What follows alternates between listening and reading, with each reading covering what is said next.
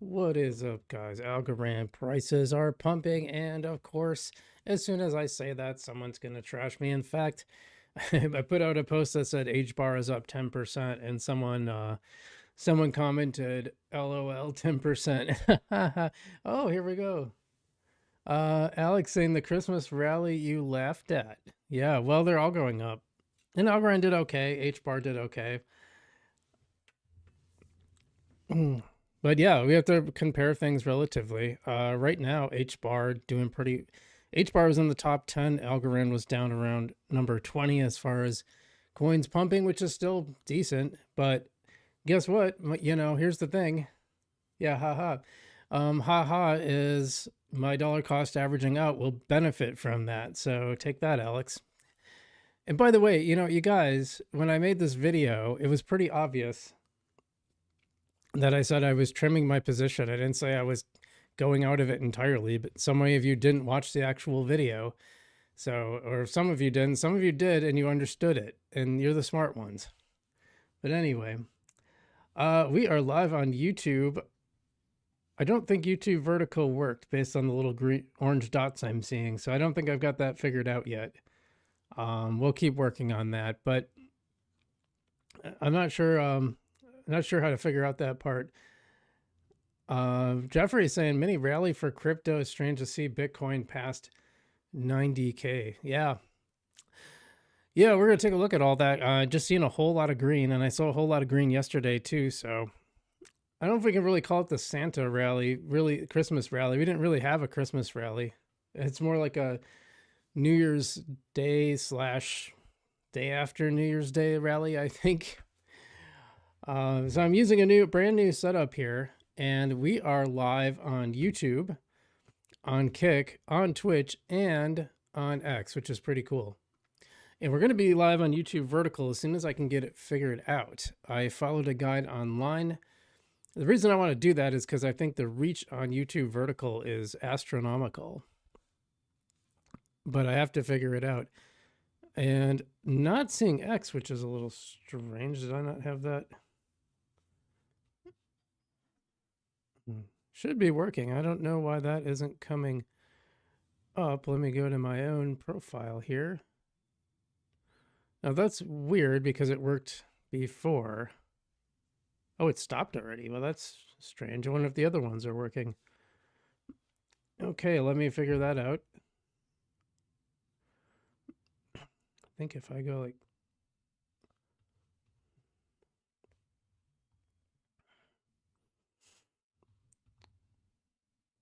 Okay, hopefully that did it. Seems to have.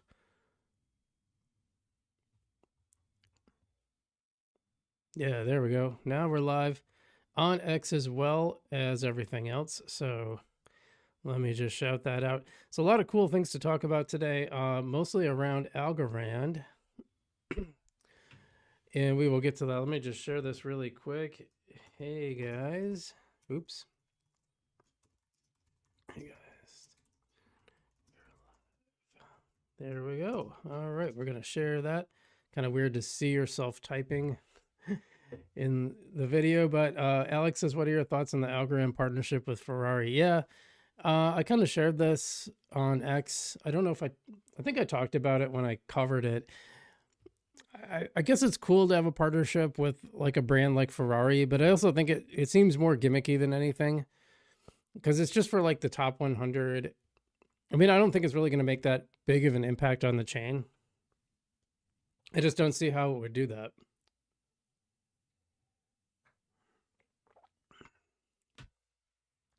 I mean, who knows? Maybe there's some big... I guess it's entirely possible that there's some super awesome business that's owned by a Ferrari owner who is going to be using Algorand and then say, hey, you know what? We should adopt this Algorand technology. I kind of doubt it, though. That seems like a bit far-fetched. I mean, it's not impossible, but it seems like a pretty much a stretch, in my opinion. So anyway, yeah, not a lot of housekeeping. I'm definitely feeling better. I've got some videos to watch today. In fact, two of our 3 segments will be video reactions today. Mostly because There's been a decent number of Algorand news, some positive, some not so positive. In fact, the one of the things we'll talk about, Green Blue Algo says, how much are we paying Ferrari for this integration? Well, that's actually kind of a good question. I find it really odd. That's the thing I found about the world chess thing that was really odd. I find it very odd that we have to, or I shouldn't say we, that the Algorand Foundation has to pay for that. Like, that seems crazy.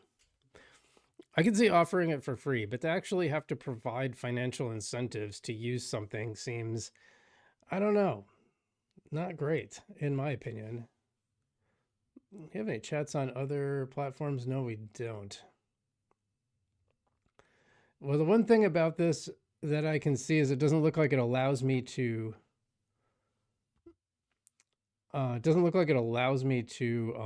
chat back necessarily. So, which is fine, like, you know, fine normally, but sometimes there's those times when,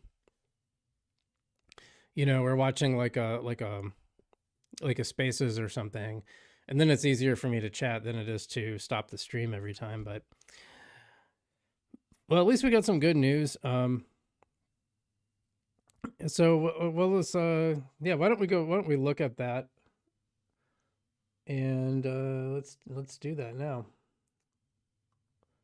Here we go. Yeah, so you can see Bitcoin currently at 90,000 and a half, so to speak. Oh, by the way, guys, if you haven't hit the like and subscribe button already, please do so. Really helps the channel, especially hitting the like button will share it to more people, get this stream out there, which it's been doing pretty well. The new platform I have, one thing I don't like, and maybe I just haven't found it yet, is I don't see a counter of, I can't see how many people are watching. So I have to kind of like keep my YouTube studio open, which is pretty resource intensive. Looks like a lot. Well, okay, 9, maybe not a huge number of viewers, but anyway. Anyway, back to this. So yeah, Bitcoin sitting at 90,500. It's been going up since New Year's Eve, really, or New Year's Day, I think. Ethereum now at 3,100, which is nice to see. XRP going up, Solana going up, everything's going up. It's just a matter of how, well, just about. Actually, Zcash fell a little bit in the last 24 hours, as did Canton. So a lot of these ones that were pumping, that everyone was really excited about, those are the ones that are kind of dropping. Look at Shiba Inu. I have to check on my Shiba Inu because I have like a small moon bag of Shiba Inu that I don't even put in like any of my portfolios or anything. But, you know, it's not real. Just looking at which ones actually lost. Aster down a little bit. So a lot of these ones that were, a lot of these ones that usually are pumping, they're the ones that are falling back a little bit while everything else goes up. Although I don't know about Filecoin. We'll dive into what's doing the best. So we'll do that next. Tarun Kumar says, hi, what's up? What's going on? Good to have you here. All right. Who's done the best? PayPay. I saw this morning. It's still true. PayPay sitting at 31% on the 24-hour. You know, I gotta say too, I had a comment this morning that was talking about how being 10% down was, how being 10% up was like not a, they were like laughing at it. I'm like, 10%? You understand like the stock market, like a good year is like 15, 16%. It's like a really good year. Like we had, I think it closed at like 17% last year, the S&P 500. That's a really good year. And we're talking about 10% in one day. And people are like, oh, that's barely anything. Like your brains are warped, guys. You got to get out in the real world a little bit. You got some comments. Tarun saying, hi, what's up? And what's up? Oh, you responded to that. Sorry. Green Blue Algo saying, I think silver will be interesting this month. Yeah. And, people made fun of me on my gold play, and I've been doing that for about 3 months now. Yeah, about 3 months, and I'm up on it, doing pretty well. And I think it's going to continue because the government's going to keep printing money, so Bitcoin's going to keep going up eventually. So is gold and probably silver. We did have palladium drop a little bit, which is interesting.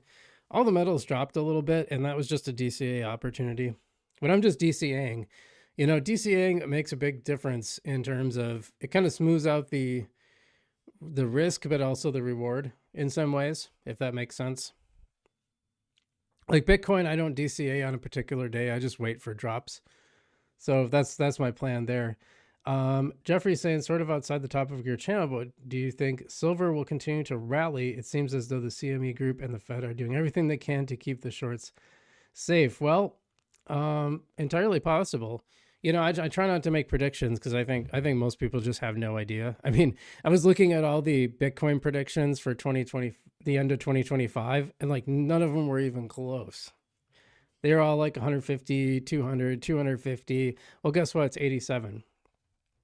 It's not making predictions doesn't matter. It's not important. It's a waste of time, to be honest. What makes a difference is having a plan for when it goes up and when it goes down. So if you get like extreme pumps, now a lot of people are still going to be underwater at these levels. I want to make it clear, but if you're up like 2, 3, 4x, you should be pulling some stuff off the table. That's the reason I didn't sweat this bear market, or lack of a bull market, I guess you would call it, because I was already de-risked. I was completely de-risked.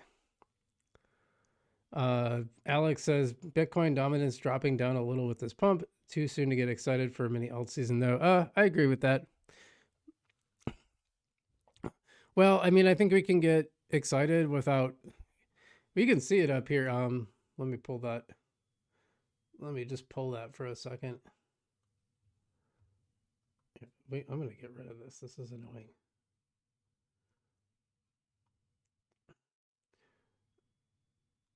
Just to show you this here, altcoin season sitting at 23. So like Bitcoin, still heavily Bitcoin. We can see that.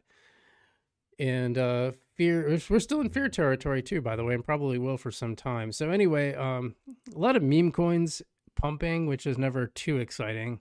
But we got Render, that's a real project. I don't know anything about Athena, Story IP. Got Ondo in number 11. These are all the double-digit ups. Dogecoin, Cardano. That's good. Then we got Sui down here at 10%. It's almost just, 9%, just over 9%. That's still pretty good. Polygon going in the right direction finally. I don't want to tell you how underwater I am on my Polygon. Hedera, still 8%, still sitting just under 12 cents. And Immutable X, I mean, it's a real project, you may or may not like it. You got some Solana stuff. Yeah, there's Algorand. Now Algorand's down 25. It's sitting at 12.5 cents, so that's pretty nice. My bag's up a little bit. Good to see. Even Chainlink sitting at 7% is pretty good. Now, what about the weekly? Let's take a look at the week. Who did really well weekly? And that was Canton, which is down a little bit in the 1 hour, 24 hour, but up 62% on the week. By Story IP, PayPay, Chili's. Just trying to look for anything that seems not like a meme coin. Not really finding much other than Render. I don't know much about MYX Finance. Polkadot is up there. Got any Polkadot fans out there? I don't know. Immutable says, was a GME play for the old apes. Immutable, they had a great game. They had a Magic the Gathering style game that was made by people who had worked on Magic the Gathering Arena. But it was Ethereum based. And so when I was playing it, all of the elements that were crypto based were basically shut off because the Ethereum gas fees were too high. And I'm like, why not put this on a chain that actually works? Well, the reason why is because of volume. So this is probably why Solana is doing so well, because it has people and it also has, has network effects, and it has some degree of scale, usability, etc. Now, I know Solana has tons of problems, but I'm just saying that's probably why it is what it is. Yeah, we got Render. It is nice to see Shibu going up, but yeah, that's really the exciting ones. It's nice to see Sui turn around finally. Skull and Bones Anonymous says Sandbox is a sleeping giant, and Cleaned Out says there we go. I'm not sure what that's referring to, but you think Sandbox, huh? That's interesting. I haven't seen I didn't see anybody talking about Sandbox anymore. Remember when we do this? This is the top 100. So actually, I never look at trending. Let me just take a quick look at trending here.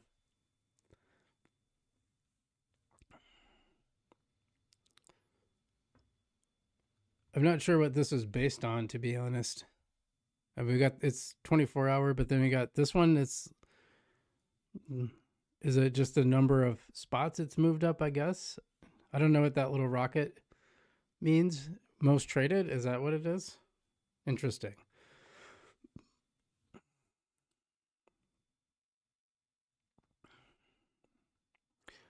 Yeah, I don't know that we're getting much useful out of this. Back to they got prediction markets here. Did you know that? CoinMarketCap just added this. I know some are cut off, but I just wanted to show what this looks like. They got total volume, active markets, etc. And I believe, yeah, okay, this is all Polymarket. Oh, what about gainers? Oh, this is what I was talking about. Here's some, so you can see all the like little coins that are popping off. There's a Labubu coin. Oh my gosh. So these are really, these kind of coins, they're like a real crapshoot. And if you just put a little bit in and you get a pump, I mean, you can try to like do some sniping. The problem is there's a lot of like really good sophisticated snipers out there. So you probably won't get it, but yeah, it's interesting anyway. All right, I'm just gonna like, just for a second, because I want to see how things are going. Yeah, so one thing I don't like about this new setup is it doesn't show, there's no place to show my viewer counts. It's kind of nice to know how many people are watching, looks like I got a pretty decent audience out there, so if you haven't hit the like button, please do so already. By the way, actually, you know what? We're gonna get to that, so I'll save my little spiel for excuse me. Trying to do that off camera. Is it going a little slow? What do you think? It's not too bad. Hold on. I'm going to take some tabs down. That'll help. Actually, I'm going to take this off too. It's too much. Okay. Should be smoother now. Oh yeah, that's way better. I can already see it. All right, let's get back to, this is Vestige, which is the, oh no, we're using Haystack. Hold on, I forgot. I think it's this. Yeah. Sorry, I forgot we're using Haystack because they are the sponsor of the channel. So thank you, Haystack. And we got to move it a little bit. Let's do this one. Yeah, here we go. We'll move that over a little bit. And at the very top, they show Haystack, which is up 3% on the day, but not one of the best ones. Look at Akita Inu has been going up like crazy at 44%, and I believe that little power thing means they boosted it. Oh yeah, it does. It does mean someone boosted it, so someone paid to boost it. But Akita Inu has been doing some like actual projects, and maybe we'll talk about that in the Algorand segment. But I think this is really interesting. Yeah, so they're doing very cool stuff and popping up. One of the first interviews I ever did on Algorand was Akita Inu, so it's pretty interesting to see. But anyway, Haystack, sponsor of the channel. You can swap and trade on Algorand, doing it way easier than just about anything else. And you can check them out in the description below. They are big channel sponsor. And I do have to tell you, Marcus Aurelius is no longer a sponsor due to some personal things, nothing to do with the channel or anything like that. I know a lot of people might make the connection to some of my recent videos, but that is not the case as far as I know. And they will probably be back at some point, but just some stuff going on in the background. Obviously, I'm not going to talk about the details. That would be incredibly rude, but I still like them. I still think it's a cool project, so you should still check it out anyway. I do have it in my description because I forgot to take it out. But yeah, we won't be having them for now, so maybe we'll get a new one. I don't know. Yeah, so Alpha Arcade has been doing well again after popping down a little bit over 2 cents.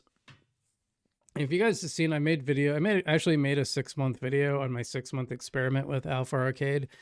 One of the better ones that I've done. I gotta tell you, it's probably one of the better ones I've ever used. The price has gone up, which is great, but that's not what I was testing. I was testing the USDC payments, which was pretty neat. So there's that. Let's see here. What else is interesting? Yeah, folks dropping below $4 now, so dropping even a little bit more.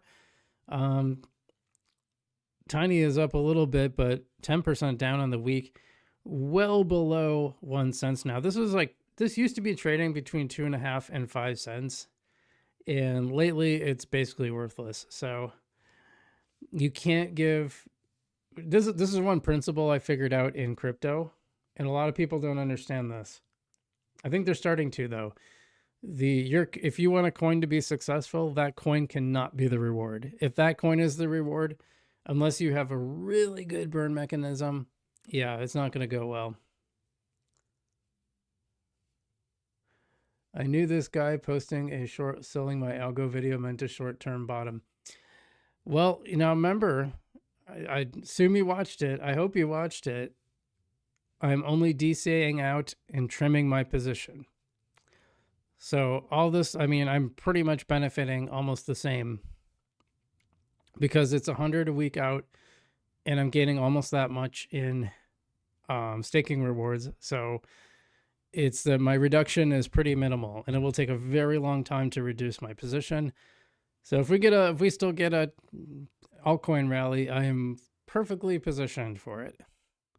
But anyway, Liquid Hog doing okay. Votecoin doing okay.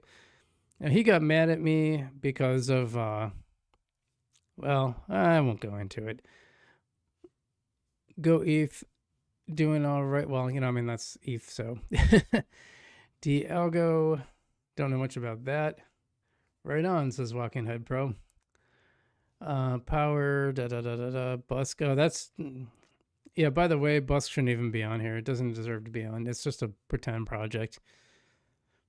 Governance algo, G algo, basically. Let's try to look if there's anything else interesting. DeFi is still around. There's old Coop. Oh, Coop, I can't. Oh, yeah, that's the lowest I can go, so you can't see Mercury. But yeah, Coop up 12% on the week. So what I like to see is you see a lot of green here. Well, for our Algorand, or sorry, for our Hedera fans, not Salt Sauce or Swap Explorer. Green Blue says Jaws need to be ready. Implement Nillion and Algorand as an answer to Cardano's Midnight. Yeah, I'm not sure how that would work. That's far beyond my technical capabilities, but that'd probably be a good idea. I think John would have. A lot of people have said John should come back as CEO, and I will tell you, I can't tell you how I know, but I think he would. That's all I'm gonna say.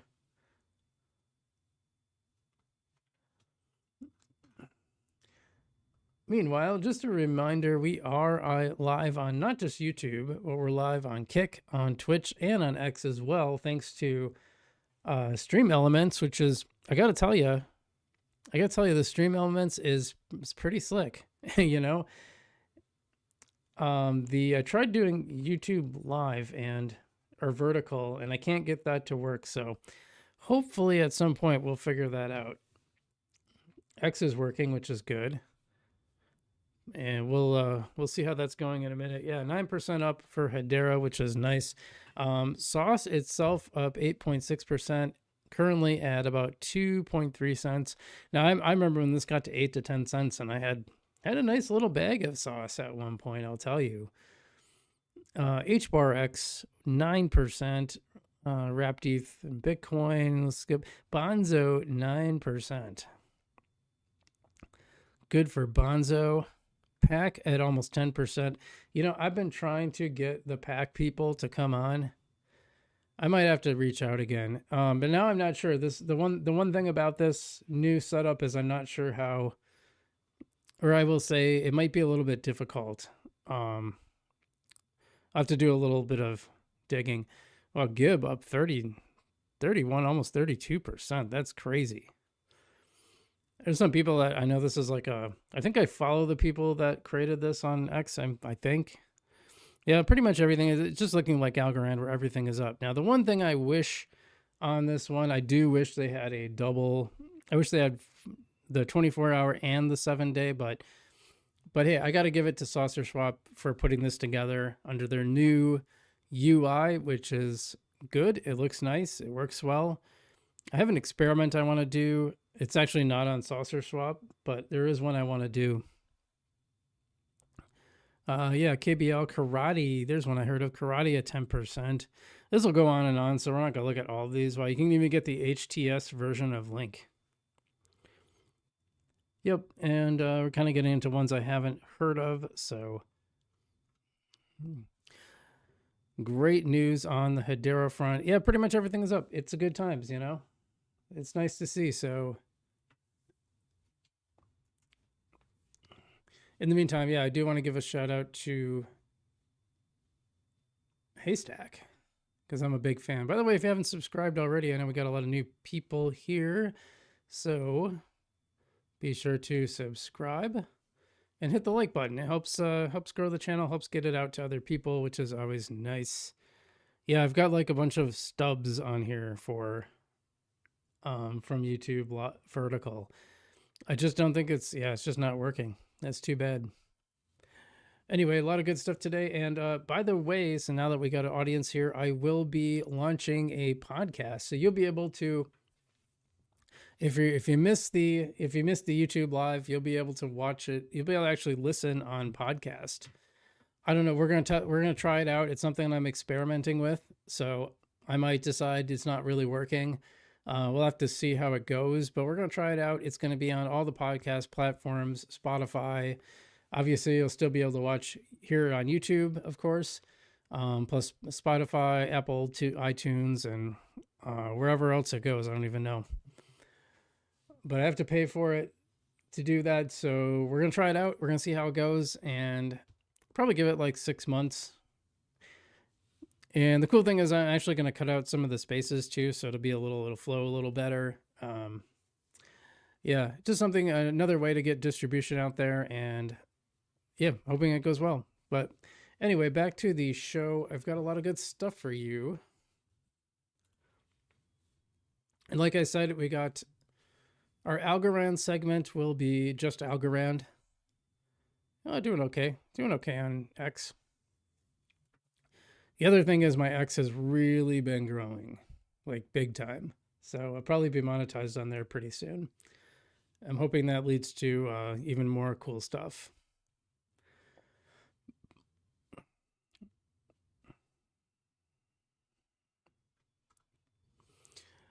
I think we're gonna start with Algorand. So I like to make these so they can be clippable. So just keep that in mind. And by the way, while we're setting this up, if you guys want to, if you guys are on Kick or Twitch, leave us a comment because we just don't seem to get any comments there. And just let us know you're there. We'll give you a little shout out, say hi, and you don't have to worry about being outed too much. Some people said they get really mad when I drink coffee on stream, but whatever. I'll just go to the side when I do it.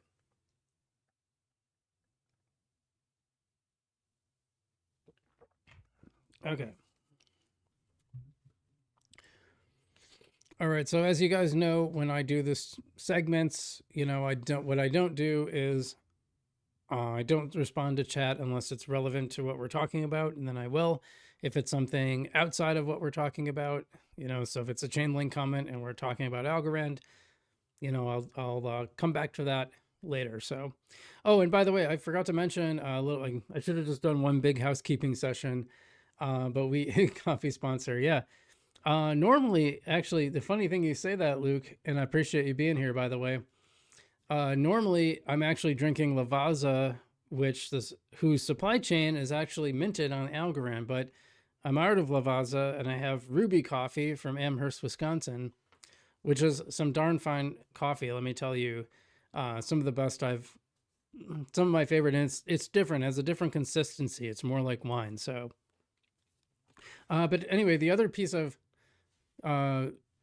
sponsorship, or the other piece of housekeeping I wanted to say, is we are going live twice a week now. So we're going to be live Tuesday at this time and on Friday. So twice a week, and then we'll be clipping videos for the rest of the week. Plus our subscriber only, our channel, what do they call that? Channel member only videos once a week, where you get to see inside of my, what I'm doing with crypto, how my portfolio is going, and my various experiments, how they're going week to week. That is exclusively for channel members, only $4 a month. Or you can get videos before anyone else for $1. So 2 different levels there. You can check that out in the description. In the meantime, by the way, if you do that during the stream, I'll shout it out because it'll pop up. I hope it'll pop up on my thing. If it doesn't, let me know and I'll give you a shout out. So anyway, here's our Algorand segment. So one of the more interesting projects that showed up on Algorand last year was Nyla AI. I actually had the founder on to talk about this project just recently, but then some people brought it to my attention and it looked like they actually ditched Algorand. Is that true? Well, we dove in and we took a look, and this is what we found. Okay, so this is what popped up. Hey guys, someone in the community alerted me that Nyla doesn't seem to support Algorand anymore. I went to the Nyla website, and indeed, only a Solana option appears. Not sure what's going on. I reached out to the dev and I haven't heard back yet. We'll update when I do. So obviously a lot of people were worried. Leaving Algorand means Nyla is dying. Someone said, I don't think there will be a reaction. Nyla quietly drew her support. Could it be that Nyla is dying? Sold all my Nyla. Hopefully it's just some sort of mix-up. It says Ballsack, or Ballsackus Maximus. Some responses in this thread as well. Because Algorand is lifeless with a clown CEO. Someday you will figure it out. In a Snowda. This is what happens when you're a maxi. But, there's stuff I don't like about Algorand, that's for sure. And we've talked about it. We've talked about it. Algoprint.algo says, drunk idiot spouting off that he knows how to use AI in a Twitter space. LOL, like he's some sort of artist. Never trusted any of those clowns for 1 second. I don't know what that means. Classic. Well, so we go to the bottom of it. So basically, now there's some doubt about this. By the way, for people that don't know, basically this is an AI agent where you can make trades on X or Instagram. I think you can do it in the website as well. But the idea is to be as hands-off as possible. My one issue with this, however, is that it's not as easy as it would claim, because one thing, they don't really give you a list of commands, so it's kind of hard to know how to actually use it. That's one of the things I found a bit confusing about this. But what we found is that, just heard from the dev that the website doesn't support Algo, but X, IG, and mobile app does. Well, now I've been hearing from some people that the mobile app actually doesn't show an Algorand wallet, because you used to be able to see it when you went to the website. You could see the Algorand wallet, and now you might not be able to. So, and now it looks like it's not in the mobile app either. Jeffrey says Shax.Nihilus said he would restore Algorand wallets for existing users, but not offer it to new users. Yeah, and I had a little conversation with him in chat, so I try not to share that too much, other than being very factual. But I think there's a concern about having confusion with the 2 different wallets being in there, and you can make of that what it is. I think if you're going to be on the platform, why not fully embrace the platform? But so it's, I don't want to say it's a nothing burger, because I think there's definitely been a shift towards wanting to have this be more Solana than anything. But it definitely was worth reporting. And as you can see, it got quite a reaction on X, so people were paying attention to it. People did actually care about it. That's one piece of news we have, and I thought it was worth pointing out. I don't have a ton. Some people, Jeffrey probably were the one, but some people sent me some Aura, so I have some Aura on there, and like I think there's a couple ball sacks or something like that, whatever. So yeah, this is my life now, by the way. So I thought I'd clear that up because I thought that was an interesting piece of news. Got some news on the location, kind of, not really. So this stemmed from a Folks Finance post about saying 2026 will be massive, folks. MJ says cheers, yada yada. The important thing here is that Stacy Warden says, hi, the location doesn't matter so much. Oh, here, let's read the original comment. Any announcement on the US location, I remember you posted maybe January 1st, an update on that. And so what this stems from is that the Algorand Foundation announced that they would be moving to the US. A lot of people wonder where that would be. And what Stacy's response here is like, hi, the location doesn't matter so much. And they mean the physical location. As we are fully distributed, we'll be incorporated in Delaware. We'll make BOD, Board of Director announcements, etc. in January at CFC. I'm not sure what that one is. I hope, and roll out strategy and tech roadmap updates on back of that. So some people were reacting to this saying Delaware would be a really bad idea. As you can recall, they're the state whose judge actually denied Elon his incentive package, which he earned, which I thought was really strange. Like, if the board approved the package, how can a judge come and order it to not be approved? It just doesn't make sense to me. To me, if like the board's decision should be final unless they violated some law, which I didn't see any evidence that they had. In fact, crypto.todd said, Delaware is one of the worst states to be based. Many businesses are moving their headquarters from that state. Please reconsider another state and look into problems others have already encountered. Actually, I don't know why they wouldn't go to Wyoming, which seems to have some of the most crypto-friendly laws around. I think that's a little strange, but you know, what do I know? Pedro Sora is saying, is Jaws coming back as CEO? Not yet, but I can tell you that if that were a possibility, I think Jaws would be very interested. And I think the community would be really, really happy to see that for sure. Green Blue Algo says, I want to just use my NFT domain, and I want option to make my NFT permanent. Yeah, that's something we'll cover too today. We'll get to that, Green Blue. And Green Blue, responding to Pedro, says trying to figure out how code an AI buy bot to buy algo if that happened. That's a good point. Let me make sure I saved something because I don't know if I did.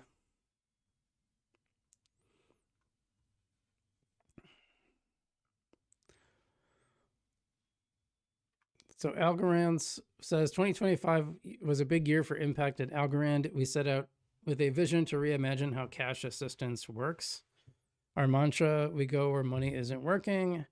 And here's our latest blog from the head of Impact, Matt Keller. Can we see this? No. We'll switch to this one. There we go. 2025 on Algorand, reimagining aid delivery with Algorand blockchain. So let's see what they talked about. Afghanistan, scaling what works. Our work with Assad Pay reached new heights in Afghanistan in 2025. What began as a bold experiment is now a nationwide success story. More than 1 million people have received life-saving assistance through Assad Pay in 2025, including cash support from the UN World Food Program, United Nations High Commissioner for Refugees, and the World Bank. I thought more interesting was that, that people pay their utilities, that hundreds of thousands of Afghans are using it to pay electricity bills, a use case that provides digital wallets aren't just for, that proves digital wallets aren't just for emergencies. Yeah, I think that's fair. That stuff I'm a little more excited about. Taliban crypto. Jeez. Okay. Well, actually, it's funny you say that because Hassab Pay is actually helping people. Move this down a little bit. Hassab Pay is actually helping people navigate around some of these. Like women are able to go actually pay electricity bills on here, where they might not be able to through traditional means because of the Taliban. I wonder if I'll get banned for saying the Taliban or demonetized or something. I don't know. Also, Syria apparently collaborated closely with Mercy Corps and Syrian NGO and social enterprise pioneers innovation for sustainability impact. And they're using Hassab Pay. Okay, so Hassab Pay is expanded to Syria and being used. And then Humanitarian Aid Payments Council in Berlin. In Berlin, we convened the humanitarian. I don't care about that. I'll be honest, like, just the fact that you, like, had a meeting, I don't care about meetings. That's not exciting. Blockchain Academy.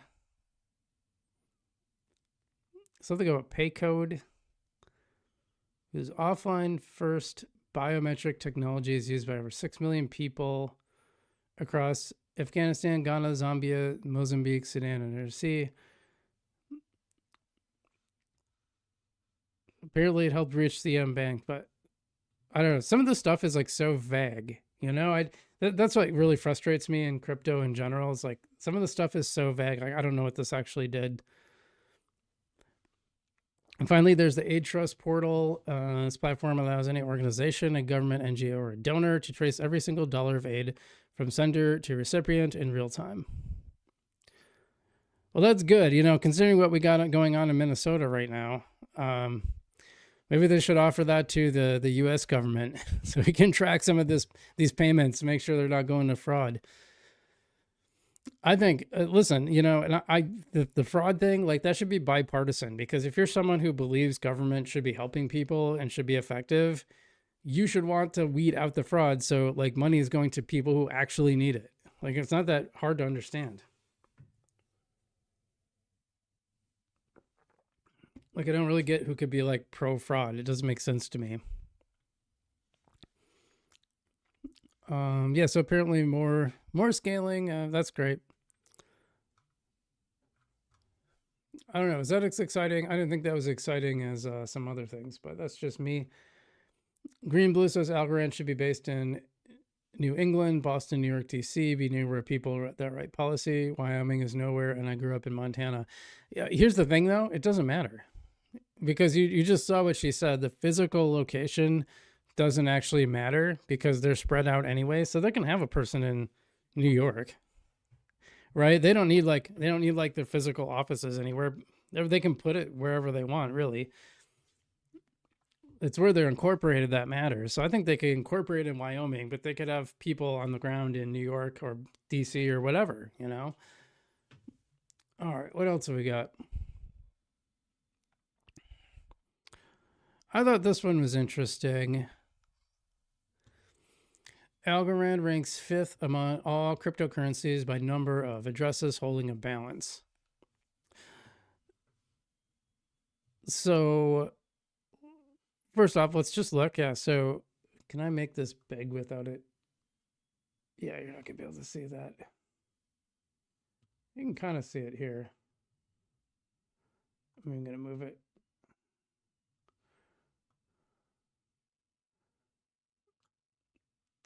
That's too hard. We'll just do this. So we got Ethereum at 1.69.8 million. We got Tether at 8.2 or 82.23 million. Bitcoin at 55, Bitcoin Cash at 22, and then USDC. But like, how do you even? It's weird because USDC doesn't necessarily have its own wallets, unless I'm not understanding that correctly. So I find that hard to believe, because there's USDC on PayPal, there's USDC on Algorand, there's USDC on Hedera, I think on XRP. Well, I don't know, but no, XRP has its own. in Ethereum. I think there's USDC in Ethereum, unless I'm wrong about that. So I don't know about that. That seems suspect. But also, like, Algorand has a mechanism where a lot of wallets get automatically created, and they will have a small balance. So they say active, but they say number of addresses holding a balance. So I see two different things here, and I'm not sure how to make that out. Let's see what people said. Most people are talking. No one's really being skeptical. I'm a little skeptical of this. I don't know. This is where I get messed up, because there's some accounts on X and others, and they're smart people, but they think every metric is fake. And if you just think every metric is fake, well, how do we like even evaluate this stuff? I do think we should be skeptical of some of these things and think through, well, if this is true, how would that be true? And kind of work backwards to think about how we get there. Does that make sense?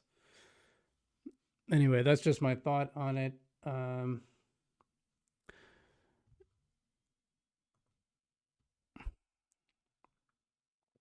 I think when you're Algorand, though, you take whatever you can get. If you can get something that looks positive, what the heck?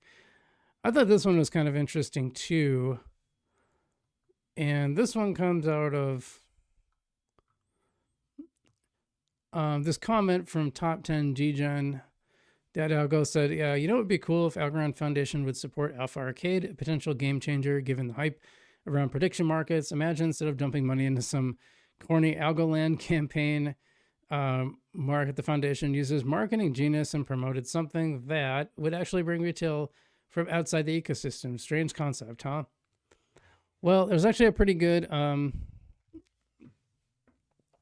comeback to this, and the comeback is Alpha Arcade itself saying, just to set the record straight, Algorand Foundation has been supportive, very supportive since the beginning. We worked directly with Mikkel, who I worked with as well, and others on giveaways, KOLs, Algorand, which was a huge catalyst for us. It's what helped us get to 1 million plus monthly volume and basically doubled our daily active users. All right, and that's interesting because I had been a little skeptical of Algorand. I just found it kind of uninteresting to use myself, but people seem to like it. So it seemed to have a big impact. It basically doubled their daily active users. That's pretty good. Now, keep in mind, up to this point, our product has only been usable for Algorand users because the only way to make predictions was through Para. Nobody downloads a new wallet just to try a platform. Relatively true. I mean, I've definitely wanted to try something out, and it sparked me to get a wallet on that platform. So I can't say that's entirely true, but I get it. You have to have you're probably going to have some interest in that chain already to do that. So I guess that's a fair point. Anyway, so there was no point trying to onboard non-Algorand users yet, which is obviously 99% plus of our TAM. TAM is total addressable market. So that's a metric you will use when you're trying to figure out, hey, do I have like an actual market to sell to? Like, if I made a product, as an example, if I made a product that was specifically targeted towards Elon Musk, then my TAM would be it'd be Elon, or if it was to billionaires, well, there's only so many billionaires, so that would be my total addressable market. So you use that when you think about, if I were to think about my own channel, like how many Algorand people interested in Algorand are there, and then that would be my TAM. Or if I expand out to Hedera and Chainlink, I'm growing my TAM, right? Now that we're launching Apple Pay, credit card, and multi-chain predictions, we're finally able to go after the masses. We've been lining up campaigns with Algorand Foundation to target everyone. This is when things will really be taken to the next level. So keep an eye out. You Alpha Arcade holders it's probably gonna do pretty well once that happens, I imagine. I'm hoping so. I just want to see if they said anything about that. We did get the holiday airdrop. It was pretty nice, but I gotta say, overall the month was lower than the last month, which makes me a little bit nervous. Otherwise, yeah, I'm not really seeing anything about the expansion yet, but something definitely to keep an eye on. I think that's all. Well, here, and then Jerry Chu, who unfollowed me after some critical stuff about Lofty AI. Yeah, it happens. People get mad, whatever. He says, yes, and a lot of different companies within the ecosystem talk to each other too and help when it makes sense. So who's running Alpha Arcade? Because Alpha Arcade likes me. Like, I actually have the Alpha Arcade badge. However, Jerry Chu, not a huge fan of Frugal BC. So I don't know. There might be another person running Alpha Arcade. It's the same company, but maybe he's less involved. I'm not sure. I've been working on getting the Alpha ASA multi-chain compatible with the help of the folks team. They're like, they're the guys who are doing the interoperability stuff for sure. They set up a TG chat so our devs can just ask them questions about docs and anything else that comes up as we take advantage of the NTT integration. These all happen behind the scenes, and most people involved don't talk about it until post-launch or at all. It's just a normal part of business. Not everything is or needs to be announced, and I think that's pretty spot on. But to make this comment in the first place, you're assuming that the foundation hasn't been helping them, and it makes a lot of sense, because why would they promote it to the broader public just to try to like convince people to get an Algorand wallet, which probably isn't going to happen. I think that's pretty true, especially for people who are non-crypto in the first place. I can see people, if they already got like 3 or 4 crypto wallets, they might be like, I can try this Algorand one too,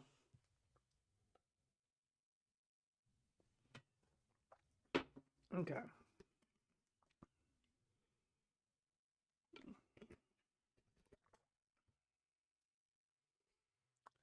I think that's all the Algorand. Oh, Green Blue says we need an Algorand-based solution for all of the gambling addicts we're going to see in 3 or 5 years. Well, I think Alpha Arcade is that solution. Did I talk about this already? Yeah, I think we did. Yeah, I think I already talked about this, but I think this is a cool thing. Announcing Akita subscriptions platform beta. On-chain recurring payments are now seamless. With a few clicks, you can subscribe to any address or even create your own very service offerings. Try it now. That's pretty neat.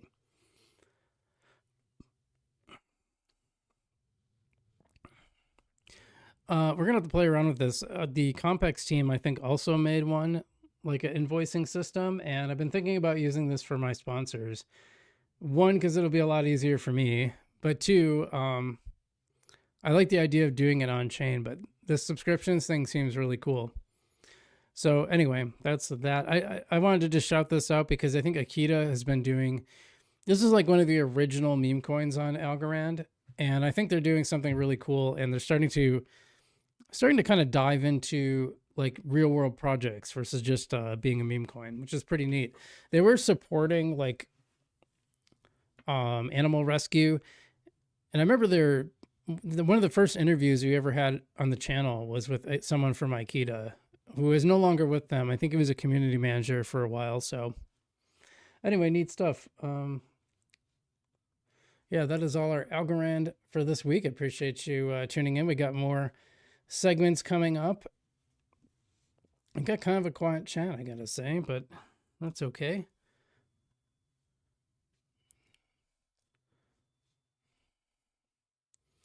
It is nice to see things going in the right direction right now. That's really cool to see. Looks like I got a decent number of viewers, and I appreciate everyone being here. Like I said, and I say this a few times, so please forgive me if you've heard it for like the 10th time. For some of you who've been watching the entire time, but if you haven't already hit the like button, appreciate you doing so. It helps the channel a lot. And also, besides the like button, you can subscribe, and that's always fun too. Nice little number of likes. I appreciate that, guys. It helps a lot. So far, 100%. Didn't get any downvotes yet, but I know sometimes people do. It's okay. Getting the fist of support from Jeffrey. Appreciate that. Frank Anthony said, did you talk about HBAR yet? Actually, no. I think we're about to do our HBAR segment, and we're we're going to be reacting. There's not been a ton of news so far.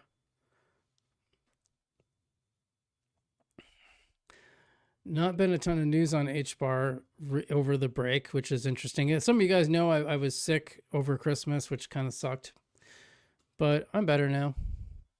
Still got a little junk, in the morning it's got to get rid of. There's a video from our good friends of the channel, Genfinity, and I think we're gonna watch some of it. I don't want to watch the whole thing. I'll direct you to the rest. And unfortunately, I can't put it in the chat, which kind of sucks.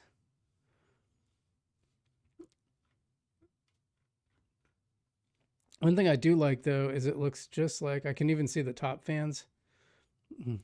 We got Alex and Green Blue tied for top fan. They currently are giving it to Alex. But you both have 75 experience points. So you guys keep chatting. You might be able to get the top. Well, why don't we watch this? Let me set up this video. Yeah, we'll just watch it in here. So because we don't really have a lot of... Wait, is this? Actually, this is grayscale, so this isn't Hedera.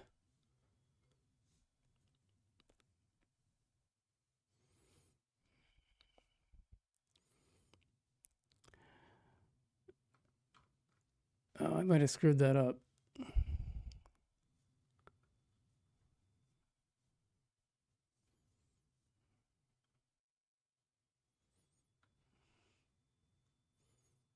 How about now? It says Green Blue.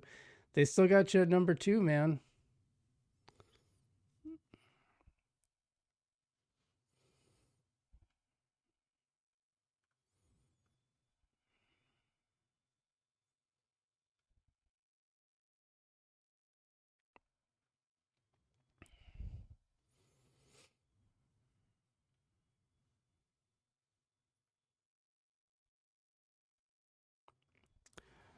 Well, actually, I do have a Hedera segment. I'll just have to do it a little bit differently. All right, so a lot of you guys watched live with me while we watched the Hedera wrap up. And for those that didn't, Hedera put together a nice wrap up of their 2025, which I think they did a wonderful job on. And I think Hedera has had a really great 2025 this year. So we're gonna dive into this in our next segment and just talk about some of the wins that Hedera had, because I think especially in terms of enterprise adoption, Hedera crushed it. So this is the post they shared. Happy holidays from Hedera. As 2025 comes to a close, it's time to unwrap Hedera's biggest moments from the past 12 months. Big thanks to the Hedera community, builders, partners, and council members for an unforgettable 2025. This year brought major momentum across tokenization, trust, and real-world adoption. Also, be sure to check out the brand new Hedera.com that just dropped and read the 2025 wrap-up blog, and that is what we are going to do.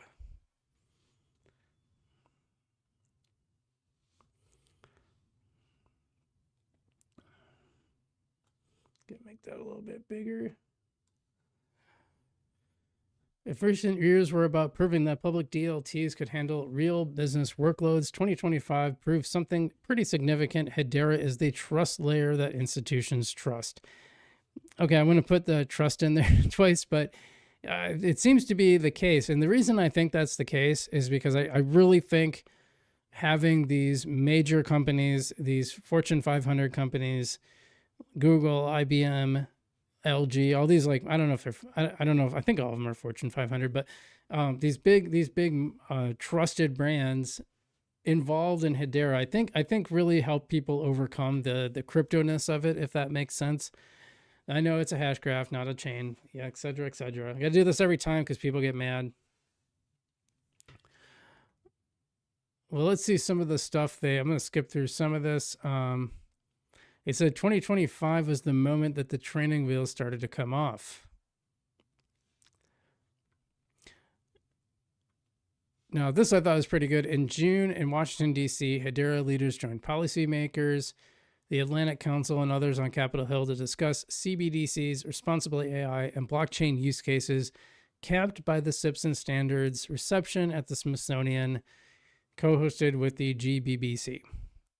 I think that was really great for them to be in the room. They talk about Hedera at Paris Blockchain Week.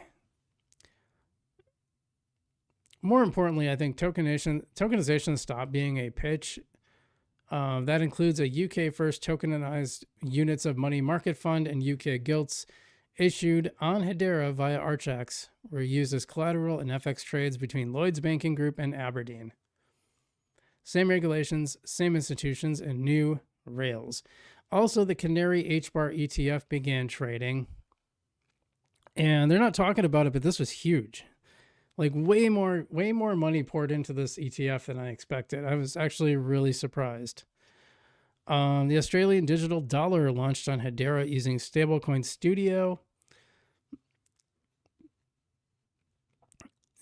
KIO expanded on-chain access to offer alternative funds. Swarm brought compliant tokenized stocks like Apple and Tesla, as well as tokenized gold to Hedera. So good to see that. Hedera's Asset Tokenization Studio support alongside ERC 1400 strengthened its role as an end-to-end platform for regulated digital assets and was named one of Global Finance Magazine's top financial innovations in North America in 2025. StegX began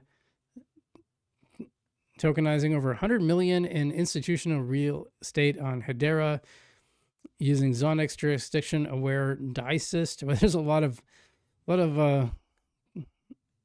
jargon in here.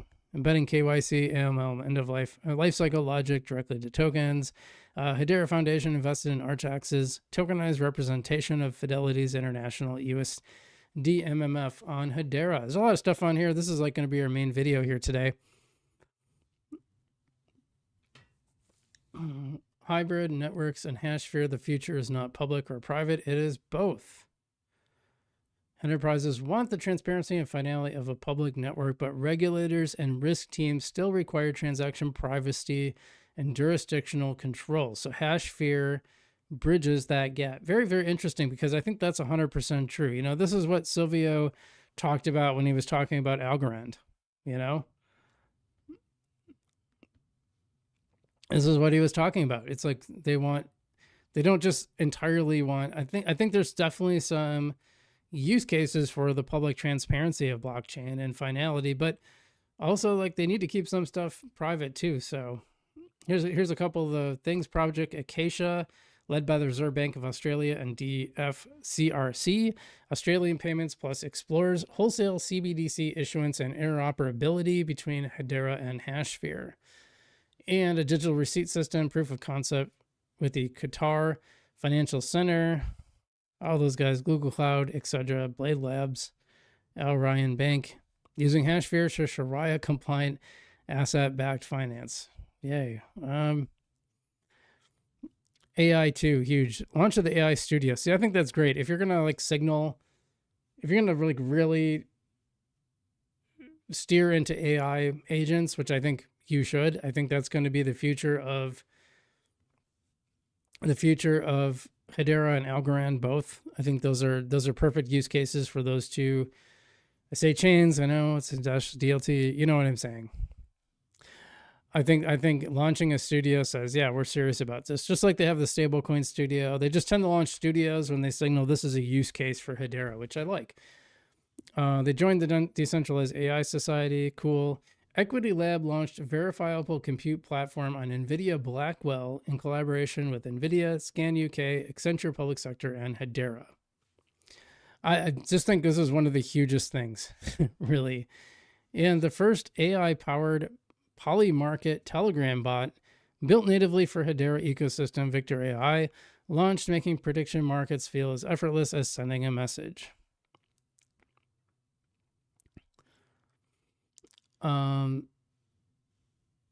Yeah, we got some new council members like Repsol, Blockchain for Energy, and Aero Electronics, which I actually hadn't heard of. Well, I actually hadn't heard of any of them, let's be honest.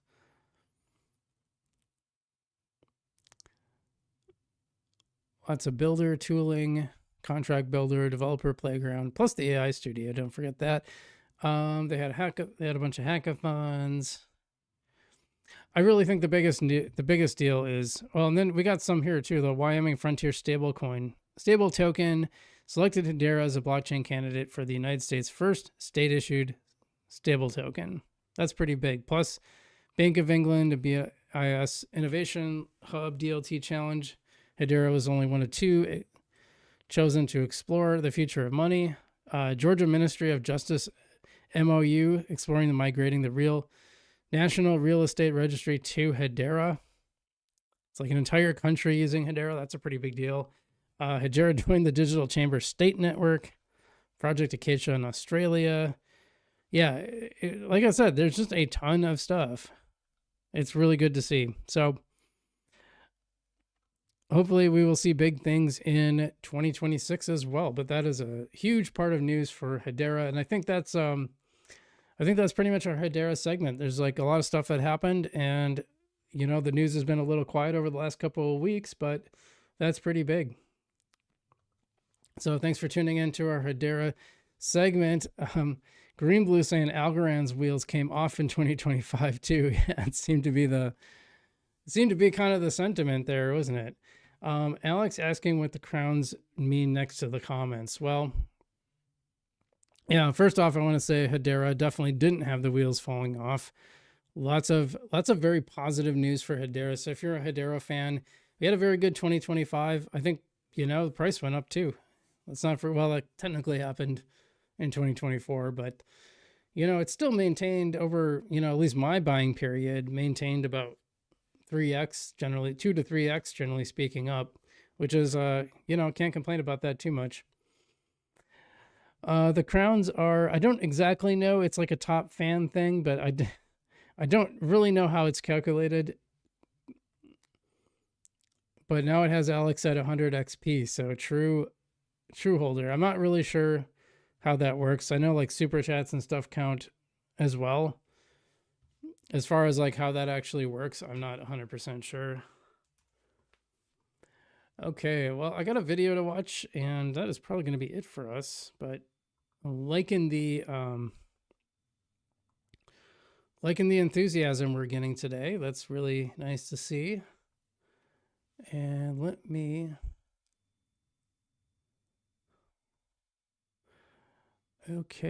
find that video. I think it's in our Chainlink one.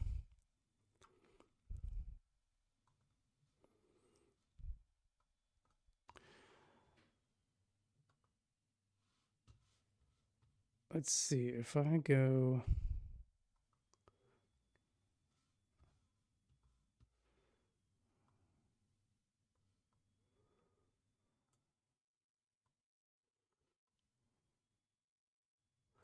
We'll watch it like this.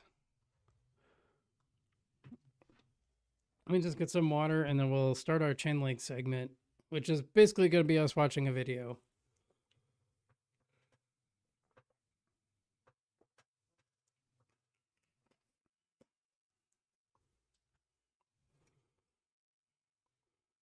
It's going to sound like a really dumb thing to complain about, but I hate that my wall razor comes with a 1/2 inch guide and a 2-inch guide, and I would love a 1-inch guide. You can actually buy it. In fact, I'll probably order it soon.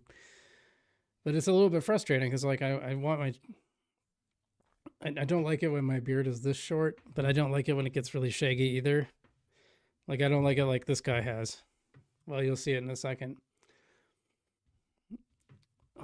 Let me see. The chain.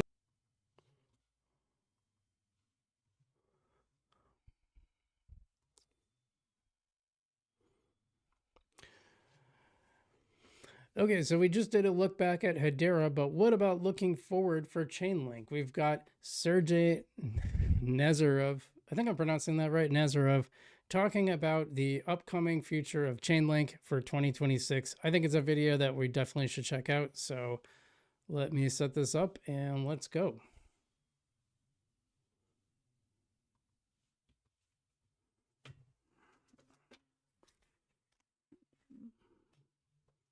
The Chainlink ecosystem can be the global standard not only for DeFi, but also for TradFi, it's now time to take our industry to the next stage of its growth, development, and what it means for society as a whole.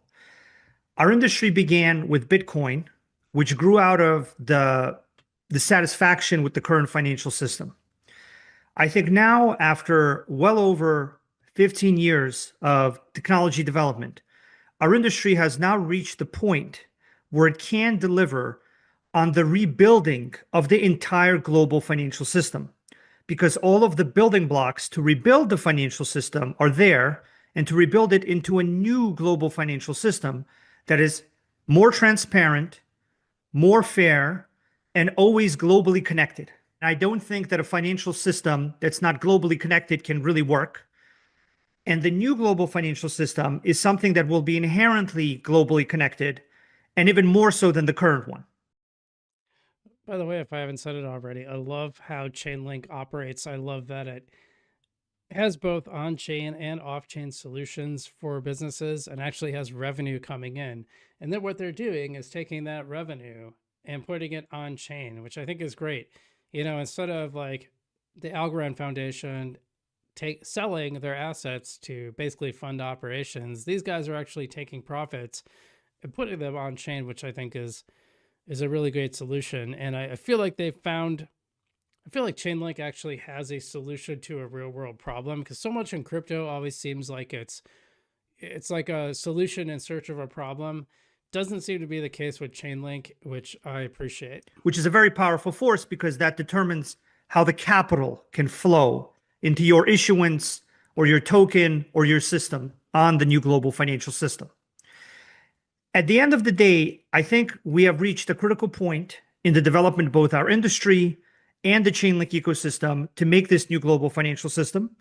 The legal requirements to make it are finally falling into place, with stablecoin legislation being put into law this year, and now rulemaking starting to take place and rules starting to come out from that legislation, as well as us being able to tokenize equities, funds, commodities in the whole global financial system with the now upcoming market structure legislation, which is set to come in the first half of this coming year. I personally feel that 2025 will be looked on as the year where our industry took on a completely different trajectory. It's because the legitimacy of our industry has changed from being something about highly speculative cryptocurrencies, NFTs, and meme coins to being about the future of the global financial system. In my work on Chainlink, I've been lucky enough to work with the largest financial institutions, the most senior leaders in those institutions, the most senior leaders in the largest infrastructures, such as Swift, DTCC, and others.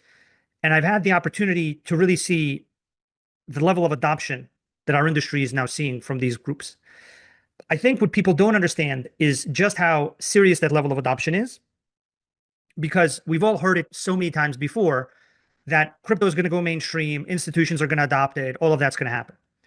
The thing that has massively changed now is that the regulatory environment that these institutions depend on to tell them what is right and wrong, and the government, which is what determines the regulatory environment, have all shifted completely towards our industry. I think that's a really important point. And I think it's been downplayed because sometimes, well, one, the price, which is makes everyone's like, oh, let's have more great news so the price can go even lower. Like that seems to be the case of how it's been playing out. But the other thing is, I think people get really, I think people have underplayed this because it hasn't happened quite as fast as I think a lot of us thought. I still think there's a lot of people sitting on the sidelines, especially like at some of these financial institutions, and they're just waiting for that extra piece of regulatory clarity, which should come from the Clarity Act. I mean, the Genius Act was a nice step, really wonderful for stablecoin legislations. And the big banks are fighting that, by the way, because of course they are, because they don't want, you know, they want you to be happy with your little 0.2% that they give you for holding money in your bank account, instead of like this, you know, 5, 6, 7% you'll earn from yield from stablecoins. So I don't know. They're going to keep fighting that. They're not going to like that. They did kind of an end round because they said yield was illegal, but not rewards. So they just framed it as rewards. That was a nice little, honestly, well played, crypto legislation people. But anyway, yeah, I totally agree with what he's saying. Now, this shift has taken form in legislation already for stablecoins, and we've seen a massive influx in stablecoin creation, value, issuance, and I think we're going to see even more in the coming year. Right now, there's a bill under deep consideration that we in the Chainlink community have given a lot of feedback on, and that I and other key people in the Chainlink community are deeply involved in helping guide. That bill, I think, will create a next stage for the global financial system as a whole by allowing the tokenization of everything other than cash. This new legal foundation opens up the possibility for traditional finance to adopt what they're calling tokenization, but what we all know is basically them adopting on-chain finance. On-chain finance is something that the decentralized finance community pioneered and that Chainlink helped pioneer together with this amazing group, going from a less than $100 million market to an over $100 billion market in less than 5 years. That is the type of growth that I haven't seen in any other industry. And it's something that really speaks to the true potential of this technology. I still think, though, that 100 billion is low and that decentralized finance is going to grow into the trillions. And Chainlink currently powers approximately 70% of all decentralized finance globally and over 80% on top chains like Ethereum and others. I think that Chainlink powers this new global financial system that has started with decentralized finance because it's the most reliable, most provably secure, most robust system, providing the most data, the most connections, the most identity, the most of everything necessary to make the new global financial system work. Now what we're starting to see is that the traditional finance community that has hundreds of trillions of dollars under their care start to realize that the blockchain-based, Oracle-based way, smart contract-based way of transaction, of doing issuance, of doing things like tokenization is superior. And that's just that's just traditional finance. But remember stuff like agent AI payments, like when you have AI agents going out and doing real world things, those payments are going to have to happen like that. So they're not going to you're just not going to be able to operate those on traditional bank rails. It's just not fast enough. You can't wait 2 days to have a thing settle when you're dealing with AI agents that are going to be making these little micropayments back and forth all day. You gotta have it quick, and only crypto will offer that speed. So that's even another layer on top of this that you need to think about. It is now a foregone conclusion in the traditional finance community. I know because I've spent a lot of time there over the years, in addition to helping build a DeFi community together with everyone in the Chainlink ecosystem. The traditional finance community going on chain and doing what they call digital assets and what we're going to hear more about in the form of tokenization is going to fundamentally change our industry through the sheer amount of capital that it's going to put on chain. When the cryptocurrency part of our industry is worth 5 trillion and the tokenization real world asset part of our industry is worth 5 trillion, our industry by definition will equally be about both things. If the tokenization trend then continues to go to 6, 7 or more trillion, and the cryptocurrency trend also grows but not as much, then our industry could be more about tokenization, just like the internet was initially about email as its predominant use case. But then as other capabilities of the internet started to go live and started to get adopted by society, the internet became about much more than email. And email was just the initial use case that gave rise to the internet's use, similarly to how cryptocurrencies and NFTs and meme coins are the initial use case of blockchain technology and Oracle networks and smart contracts. We're in a really unique time for our industry. I think we're in a place where we really have the opportunity to now really influence the development of the global financial system. Decentralized finance being so secure and reliable, being able to secure so much value over such an extended period, the ability for the Chainlink system to process and enable over 27 trillion US dollars in transaction value is something that I think has proven that these systems can be relied upon for trillions of dollars in value. Now what we need to do as an industry and as the Chainlink community is take things to the next level. We need to provide the data, the connectivity, the identity, the compliance, and eventually the orchestration of all those things across thousands of chains in a highly reliable, highly scalable way, which complies and which works for how society wants the financial system to work. This is going to also grow the cryptocurrency industry. It's going to put a lot more capital on chain. It's going to expose a lot more people to Bitcoin and other cryptocurrencies. So it'll be amazingly beneficial for those communities. I think it'll be beneficial for society and the traditional finance community that has been looking for a way to have less systemic financial risk, to be more transparent and fair, and to have 24/7, 365 markets that are reliable and can manage counterparty risk better. And fundamentally, it'll also benefit society because society's tendency to pay for financial system mistakes, systemic financial risk, fraud, counterparty risk that was improperly managed is not something that society or regulators want to do. So this is really a benefit to everybody involved. And it's something that I feel very lucky to be a part of. And I think that our community is going to do a great job this coming year in 2026 at making it a reality for both growing the DeFi community into the trillions of dollars that it's meant to be over the coming years and enabling the TradFi community to make digital assets that are filled with reliable data, connected to all the capital on all the chains, compliant with identity requirements, compliant with compliance requirements, and able to be orchestrated efficiently across the existing set of systems in the current financial system, as well as the new set of systems on chains. This is a very exciting time, I think, for our industry and for the Chainlink ecosystem. I'm extremely grateful to everybody who did such a great job over the previous year. I think we achieved a lot. I think we helped set a really good foundation for our industry in Washington with stablecoins. We released the Chainlink runtime environment as the next stage of Chainlink's growth and as the orchestration layer for this new global financial system. I think that CRE is really going to be a big change in how smart contracts are built. I think it's something that really simplifies the use of multiple chains at once, the use of multiple data sources, the use of multiple backend systems into a single unified workflow, into a single unified piece of code running in the CRE. And I think it'll have the same effect on institutional smart contract growth that the EVM had on public blockchain smart contract growth. Just to be clear, the CRE also feeds and adds more and more usage to blockchains. So the EVM, Ethereum, Solana, all these different chains will actually receive more usage through CRE adoption because the usage of the chain will be simplified.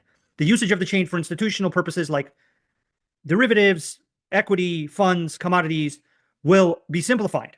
And so there will be actually more usage on chains, much more, as a result of these institutional smart contracts actually being able to function properly and meet all of their requirements. Yeah, the usability part is definitely getting better, but it's always been one of crypto's biggest bugaboos is that it's just, especially for newcomers, it's just Byzantine. It could be so confusing. And even I get like kind of weirded out sometimes on some of this stuff. So definitely appreciate what he's saying there. Identity, sure. Institutional data, as well as connectivity to all the different chain environments from which users and value can flow to and from them.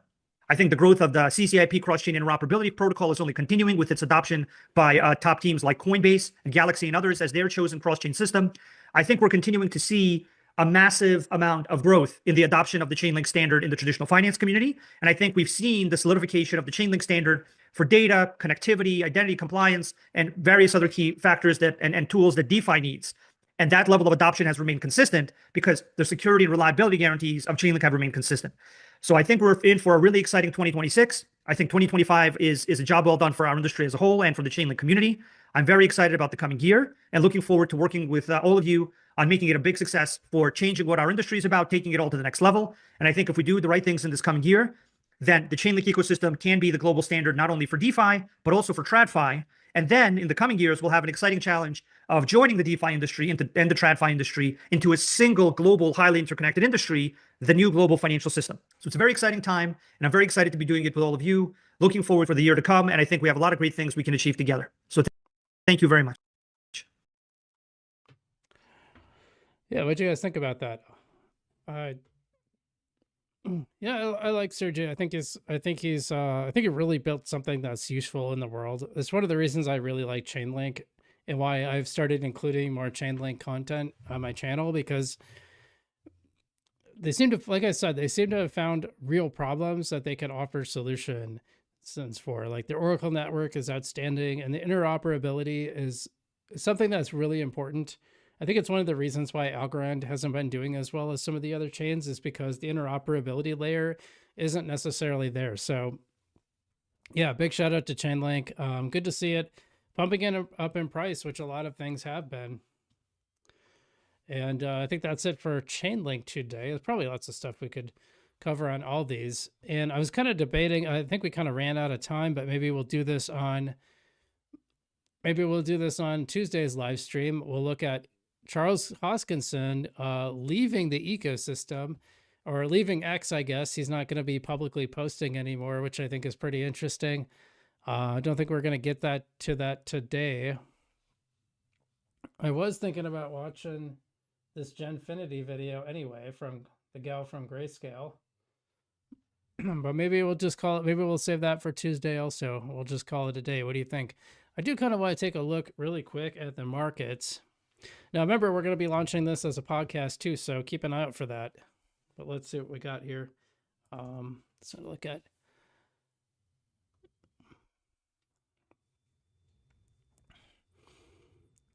Yeah, it does look like Bitcoin fell back a little bit. It was 90,500, now 90,280 some. Render doing better. I guess we can share it, huh? By the way, big shout out to YCats in the chat. Thank you. Saying Chans on YouTube means someone is paying a paying channel member, a top fan, or has sent a paid super chat. I know those all factor in.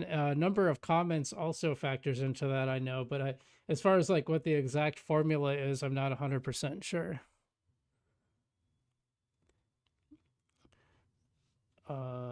Actually, we'll go to this one. Go back out. Yeah, so PayPay once again at the top, followed, and Shiba Inu is up there. I like I said, I have to check on my Shiba Inu bag because it might be doing pretty well. Was Dogecoin up there before? It's definitely up there now in the top 10. Philip Riley saying, Algo, what's up, Algo? Currently 25 up, so it's 12.59, so actually did go up a little bit. And Hedera is now over 12 cents. Maybe we should make that a little bit bigger, huh? There we go. A little bit more readable there. Yeah, there's Algorand at number 25 in terms of daily action. How about the 1 hour? What's in the last hour? XRP pumping back, getting close to $2 again. I do have to say, my XRP bag, I bought my average buy is like 53 cents, so getting close to a 4x. That's nice to see. Well, hold on, it'd be maybe about 4x. Yep, 2x, 3x, 4x. Yeah. And Chronos, haven't seen much about Chronos lately. Gate token. This is just the 24. This is just a 1 hour now we're looking at, and Midnight having a little bit of run, as well as Pegu. But yeah, that's where we're at. So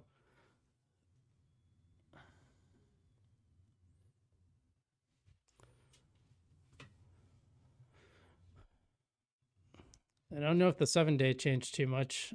Canton on top still, even though it's fallen back a little bit in the last hour, followed by PayPay, Story IP, Chili's, Toncoin, Pump Fund, Floki, Render, Polkadot, and Pudgy Penguins. Philip says, hope you're well, Frugal. Great content as always. Hey, appreciate that, Philip. Thanks for being here. I appreciate it as always. And we had a pretty nice little audience today, especially with the holidays going on. So, like I said, stay tuned for that podcast. I'm hoping to launch it tomorrow. And you can be able to listen to this on the go. I'm gonna put the last couple of live streams on there, and hopefully a couple of the interviews, or maybe I'll have some of those trickle out. They say you should launch with 3 episodes, so we'll definitely do that. And yeah, I think that's all I got for you guys. So make sure to check out our sponsor. You can download the Haystack app by going to the link in the description below to help support the channel. Appreciate everyone who's done that so far, by the way. Big shout out to you guys. And it helps support the channel. It helps grow their ecosystem. And it's just a great project. Help support a great project on Algorand, so I appreciate that. If you haven't already hit the like button, it still helps. More likes are always better, so please hit that like button if you haven't already. Follow us on X, on the frugalbc.substack.com Substack. You can check that out, although I haven't been super active on that. I might be switching that over to Beehive just to keep it separate from my other Substack. So we'll be sharing the link for that when that happens. Otherwise, I think that's it, guys. Appreciate everyone being here. Stay safe out there. Enjoy the little, I would call it the New Year's Day rally or something like that. And otherwise,